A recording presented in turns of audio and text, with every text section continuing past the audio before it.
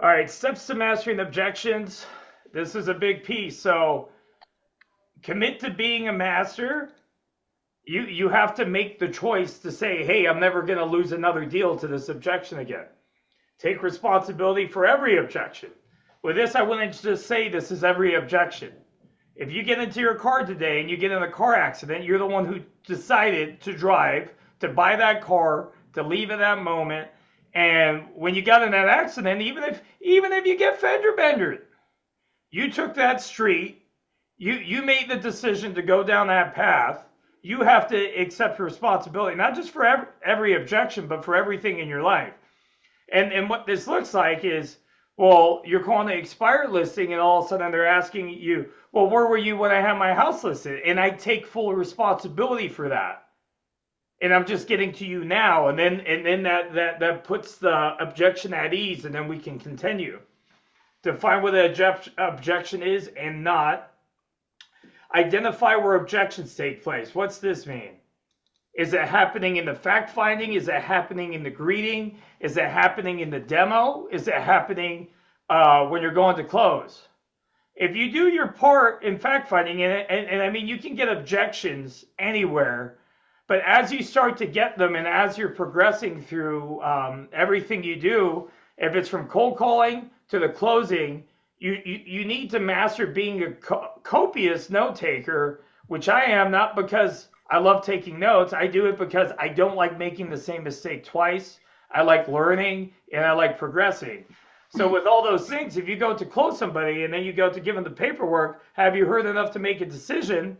And they say no. And then all of a sudden you miss some things in the fact finding, which was the whole reason why they were selling. And then now they're saying, well, I'm not sure, if now's the right time.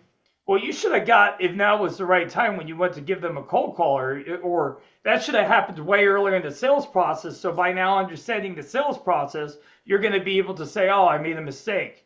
But then you'll catch it next time. So now when you're asking questions, you're doing a better job asking questions. The other thing I'm going to say about this, because I heard this, towards the end of my call, and you're not going to hear this from many people, but there's the whole mindset that comes to I can't lose, I can't lose, I can't lose, I can't lose. My dad taught me to never lose. My mom taught me never to lose. If I lose, I'm a loser. No, when you lose or you make a mistake, you're learning, and you have to give yourself permission to fail, because you have to keep falling and falling. You might have to lose 10 deals. The whole point of role playing every day is so that doesn't happen. But if that's what it takes for you to learn it, but once again, once we come to take responsibility for every objection, it wasn't that the seller was hard. It's just they were better than you. You have to commit to being a master and be better than the seller. You're the professional. You're the expert. You see this shit every day. Or if you don't see it, it's because you're not getting enough appointments to be able to see it. But almost in anything and everything you do, there's going to be a routine or a pattern that happens, and it's up for you to identify that. And this all happens through your alertness, through your practice, and then once again with copious note taking. Where did I lose the deal? Where did I fail? And the best feedback is failure. And I understand this. I might miss it, and lots of people don't like to do it because it's an ego thing. Oh, I never lose, but the more you get focused on, oh shit, I lost that wholesale, I lost this. I wasn't willing to ask them the question. Okay, I wasn't willing to ask them the question. Well, what's that mean? You have to ask the next question no matter what, and you have to have the courage and the bravery to move past that. So the next time you can seal that piece, and now you can progress. Work on objections every day. How did me and Johnny get so damn good?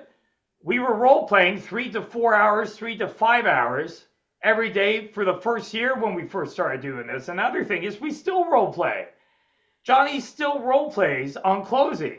I'm about to start waking up an hour every single day so I can work more on my closing skills, because for a second there I thought I arrived in real estate. But then now I need to, now I'm coaching. It's a whole different thing. I need to keep working on my closing. Always be a student.